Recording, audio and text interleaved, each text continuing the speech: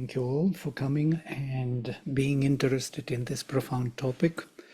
First of all, Sri Aurobindo himself was a great visionary, yogi. They call him Mahayogi in India, or Maharishi. Many people call him Maharishi because he was a poet. And he was the freedom fighter, as you know. And he came to yoga from this perspective. He was not even sure that the divine God exists. But when his brother was cured by one sannyasi who pronounced mantra over the water and gave him to drink the water, and his brother was cured within a very short time, he saw the great power in yoga. And so he spoke to the divine, to God. He said, I do not know whether you exist or not, but if you are, you know that I ask nothing for myself, but I ask power and knowledge to liberate my country. And in that moment, he was given this gift of the divine, and his great yoga started. He met Vishnu Bhaskar Lele, the great yogi, Maharashtrian, who introduced him into the meditation.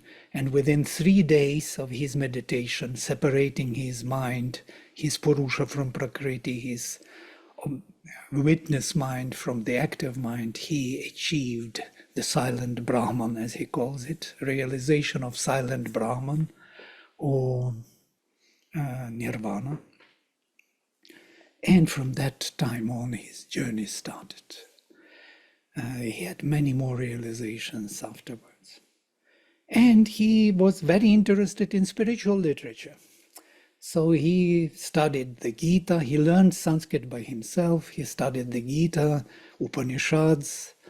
He looked at the Veda with a kind of less interest, as he says, because he saw little value in that religion. It was more of that older times, belonging to some prehistoric times religion, and didn't see much value in it, or didn't understand it at least. But with his development of his yoga, especially after Alipur jail, where Krishna revealed himself to him and gave him and put Bhagavad Gita into his hands, as he says, and revealed him the secret of all the languages and many more secrets, and gave him a mission, then in that time he was looking for the language which could explain his own experiences. And one day he saw the vision. 3 great names, Ila, Saraswati, Mahi. They were as if written in this subtle vision. And then he was wondering, what is this? Where is it coming from? When he had that experience. And then he looked into the Veda and he found the passage which describes exactly his spiritual experience. So he found the language, the imagery, which could fit and could describe what was happening to him. That was the great discovery of the Veda. And from that time on, he started to look into the Veda, because Veda was using the poetic language, symbolic language, to express, to formulate the experience which are far beyond mental and earthly mind, let us say that way. So,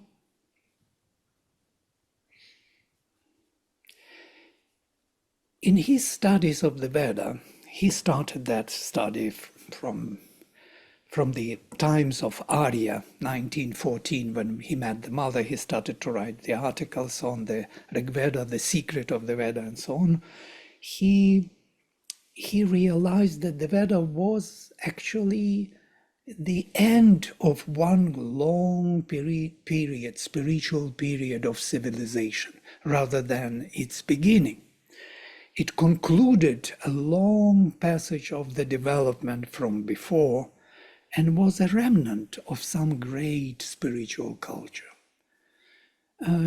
And with a gap of 1,000 or more years between that time and Brahmanic time of Brahmanic literature, when Brahmanas came into the being, and where the commentaries on the Vedas, he saw a huge gap. Brahmanas tried to recover that spiritual tradition in their own way.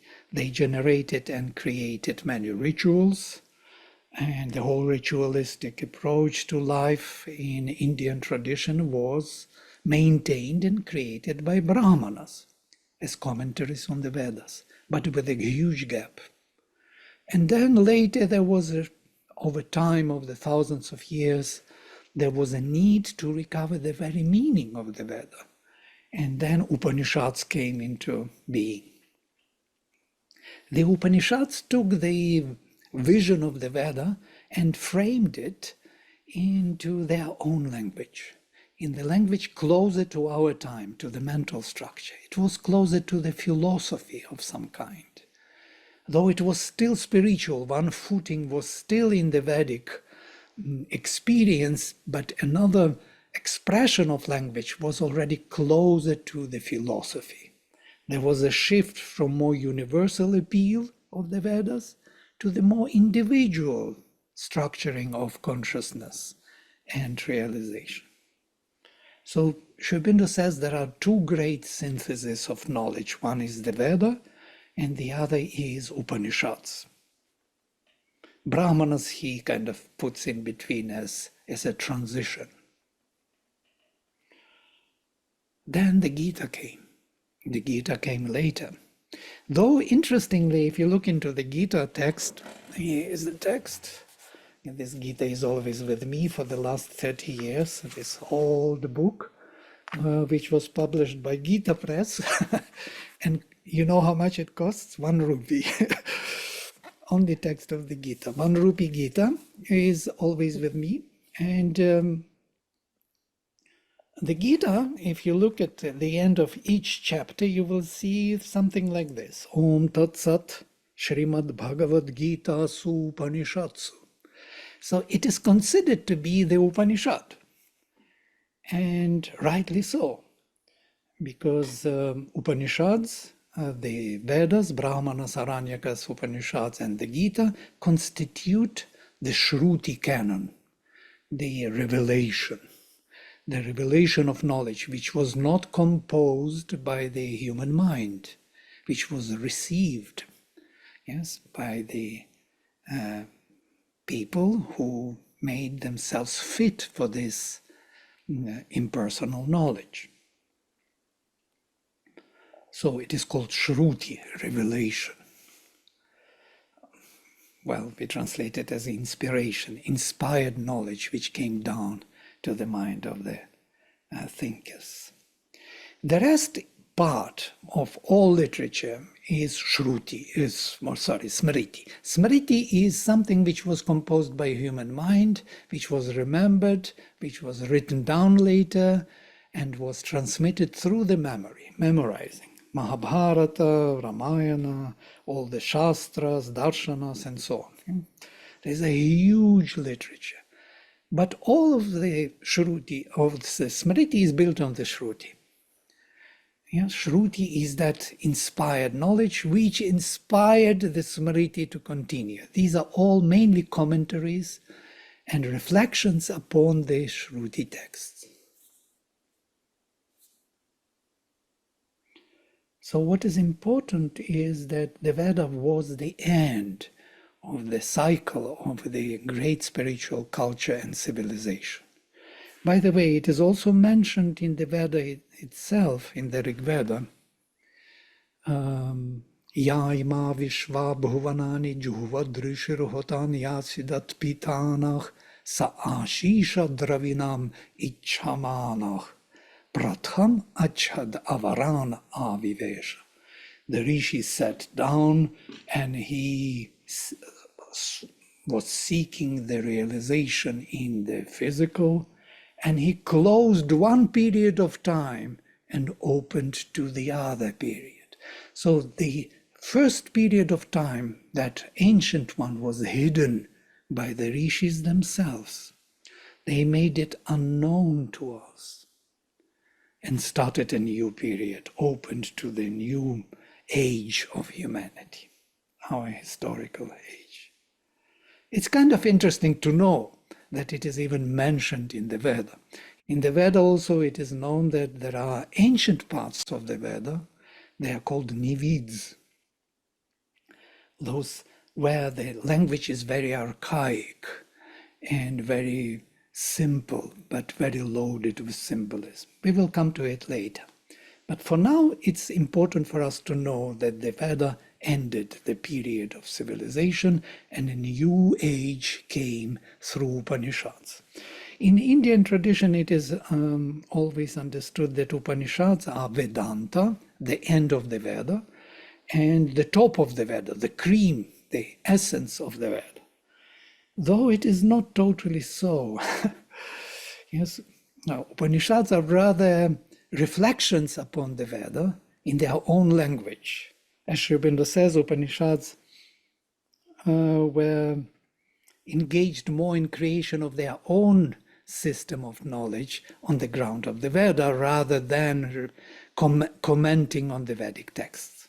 Though in all the Upanishads there is constant supreme reverence to the Veda as the highest and supreme knowledge. We will come to it again because it will be important for our presentation. So why the Veda is so important for us, for Sri Aurobindo? What did he really find there in the Veda that it is so important for the whole humanity? And this is the topic of the first part of today's session. What he discovered is the sacrifice. The sacrifice is the constant transformation of our nature by spiritual presence. It's a journey. Yajñam adhavaram, a constant journey, and the man is the ever-advancing pilgrim. These are the words of the Veda in Sri Aurobindo's translation. And if a man is the ever-advancing pilgrim growing in consciousness, in his evolutionary journey, in the evolution of consciousness, Sri Aurobindo takes this idea and puts it into his own words. A man is a transitional being, constantly on the path of his growth in consciousness. This idea you cannot find anywhere in the post-Vedic literature, only in the Veda. Evolution of consciousness. This is what the Veda represents for Sri Aurobindo. There is a flame, has to be kindled in the heart, Agni, who calls to the divine powers from above, brings them down and makes them work here for the transformation of our nature. This descent of the power from above into our adhara, into our being, into our mental, vital and physical being, and transforming them by their presence and their power, is the very idea of the integral yoga. These gods or godheads are the powers of the Divine Mother. He is the Mother. It is only in the Veda that we speak about the Divine Mother as the foundation for all the gods. She is Aditi, and all the gods are her children. Her faculties acting here, working here for the manifestation of the divine. So it is the brief overview which I wanted to make. And the most important part for Sri Aurobindo was the discovery of the language of the Veda. We speak about this very often. The language is so unique in the Veda that it is articulating the meanings in such a way that they convey the power and presence of consciousness. We call them mantras. So any articulation of that in that particular way makes knowledge vivid and present. And what is interesting is that it is also referred to this power of language in the Indian tradition itself. Sayana speaks about this, that those who know the Vedas and recite them, understand the meaning and know the word, they make in their own space the gods to be born. The gods are born from the mantras within your space. You become the altar when you pronounce those Rigvedic verses. So the language, the word, transforms our consciousness. And this is something very profound, especially for Sri Aurobindo. Then if you look carefully, you will find that the whole Indian tradition, from the Vedic times till the modern times, is word-oriented. It's all about word, about mantras, about speaking, not so much creating temples. Temples are much later in time, coming 1,000 years ago only. The temples were not so popular. The Vedas were popular. But the whole Indian tradition is word-related. Svadhyaya, everybody learned by heart the texts and recited them to themselves. Is it not so? It's all the time memorizing the sacred text and reciting it to yourself. For what? To change your own consciousness, to invoke the power of the word to change oneself. Don't we do the same now with Savitri, reading Savitri or Sri Aurobindo's works or other works? It is the same story. We are reading it because we want to change our consciousness. So Sri Aurobindo started the whole view on the word from a different perspective, from the Vedic perspective, as the power which transforms consciousness. The whole new vision of science of new language, or let us say new science of language he wanted to create, which will explain how our language was generated. In Alipur jail, Krishna revealed to him the secret of all languages, the origin of all languages. And Sri Aurobindo started his work, and in the origin of Aryan speech, he actually lays out the whole foundation for new science of language. It also comes from the Veda. And the other thing is very important. These are the important points which we will be coming back to through our course, is that India and the earth. Mother says the earth is the psychic being of the universe.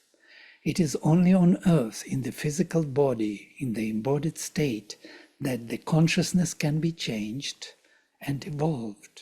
We can grow in consciousness only in the physical body on earth. Once we drop the body, we cannot evolve. There is no evolution without the body. There is no evolution of consciousness without the body. So earth is so precious. The psychic presence is in the greenery on earth. Everything grows, evolves, aspires for the highest expression of the divine. And so when we are embodied, even gods, she says, even great gods, if they want to evolve and change in consciousness, they have to take a human body to evolve. And on earth, India has a special role. India is the psychic being, the heart of earth. Just think about it. The quintessential essence of earth. And we know this. Whenever we come to India, we feel the presence. It's a holy land. It's not a, it's a Jambudvipa. Yeah, and Jambudvipa, it's an island. And we know India is an island. It is pushing towards the Himalayas, and Himalayas are growing. It is a drifting island. And it is the center of the spiritual presence. So, Sri Aurobindo believed that India has to be a guru of the world.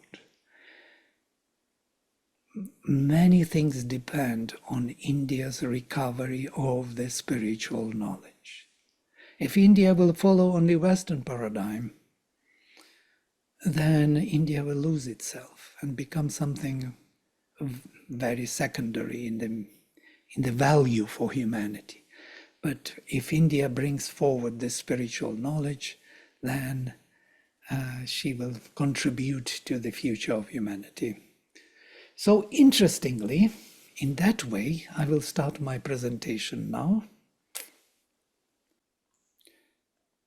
If you look at what Sri Aurobindo did in his writings, it's kind of amazing if you start analyzing what he did.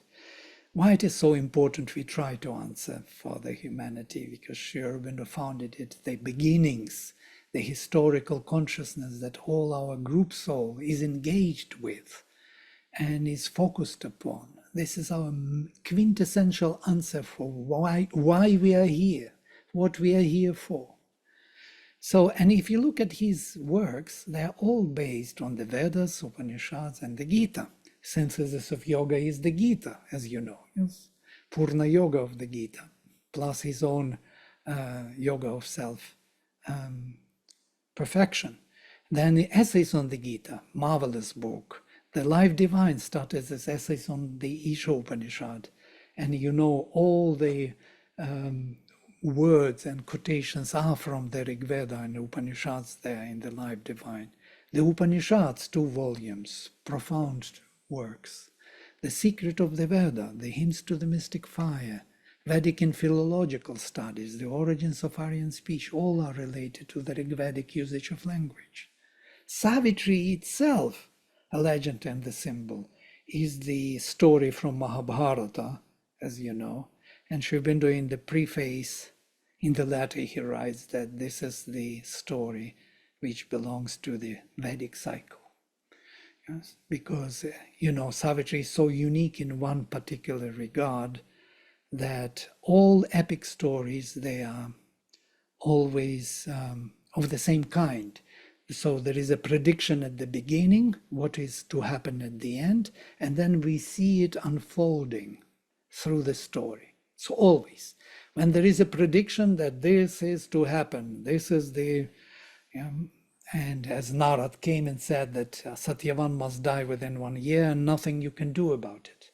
And we had to watch it happen. So we read through and we come to the end of the story, and what a surprise, it didn't happen. This story of Savitri stands out from all other stories. All other stories are predicted and they are happening as it was predicted. It's the only story when Savitri changed by unchanging will the very fate of Satyavan. Satyavan is a group soul of humanity, by the way. And she undid the whole curse of humanity's soul leaving the body. So as Mother says beautifully, that through this 7th Manvantara to 8th, Vaivasvata Manvantara, there will be no pralaya. We will change into the spiritual age. We are at the brink of the spiritual age. We are drifting through the subjective age, which is the beginning of the spiritual age. It's the most difficult passage now. There's so much falsehood rising up. But it is rising because it wants to be kind of illumined by the light of the truth. So we have to look at it and see what is wrong with us in order to step into the spiritual age.